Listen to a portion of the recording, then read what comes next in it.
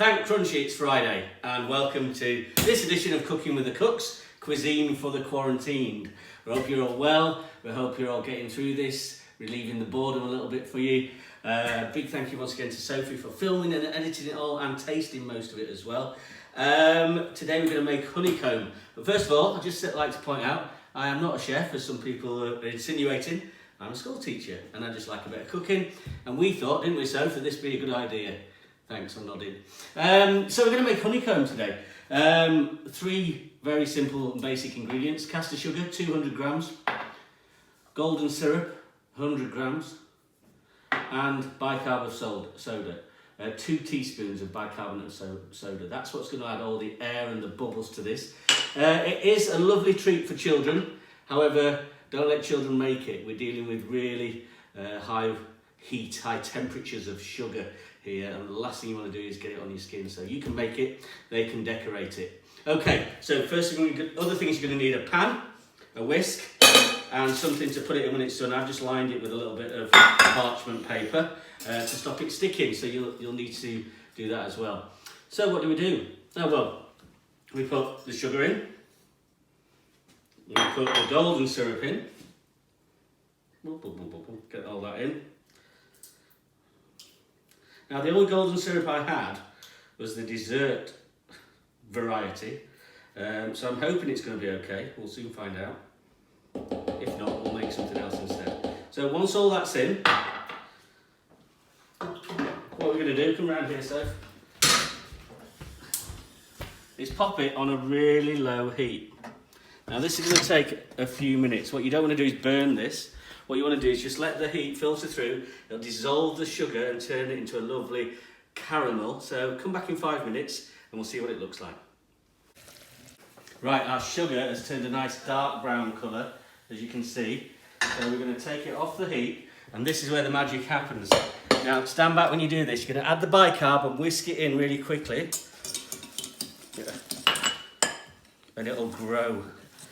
Now, the more you whisk it, the more you knock the bubbles out. So we're going to pour the liquid, honeycomb, don't show the pan's big enough, into the pan.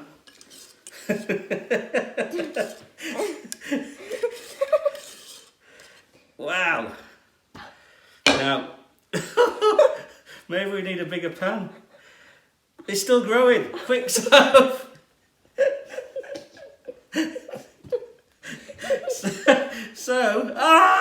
We're going to leave it.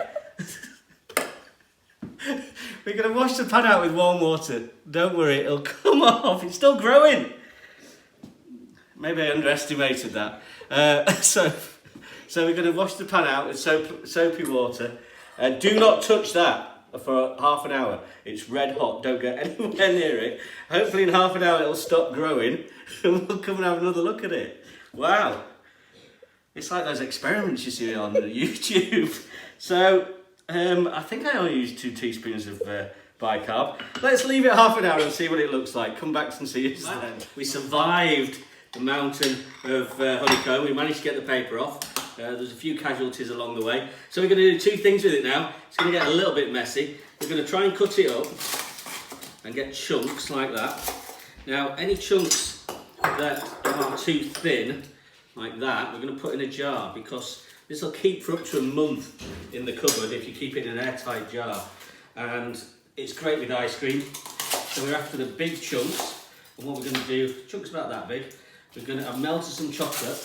Now, to melt the chocolate, 30 seconds in the microwave, and then 10 seconds at a time, stirring in between until it all melts. So as you can see, lovely honeycomb throughout. We've already tasted it, haven't we, Soph?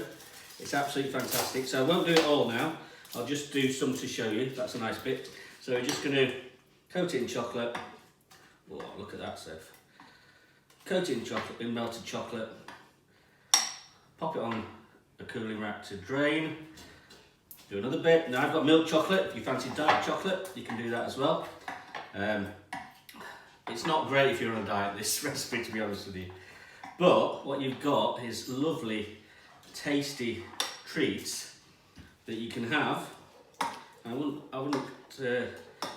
suggest you have more than 1 or 2 at a time, because they are very high in sugar, obviously, with the sugar and the golden syrup, and we're going to dip them in chocolate like that, make them even more sugary. So, bits that you can't dip in there, bits that you can dip in the chocolate. What we're going to do is let those cool and set, let the chocolate set on them, and we're going to come back, have a look at them. We'll do one more. Shall we do a little one, so for Bella? And come back in about 10 minutes and we'll give them a taste.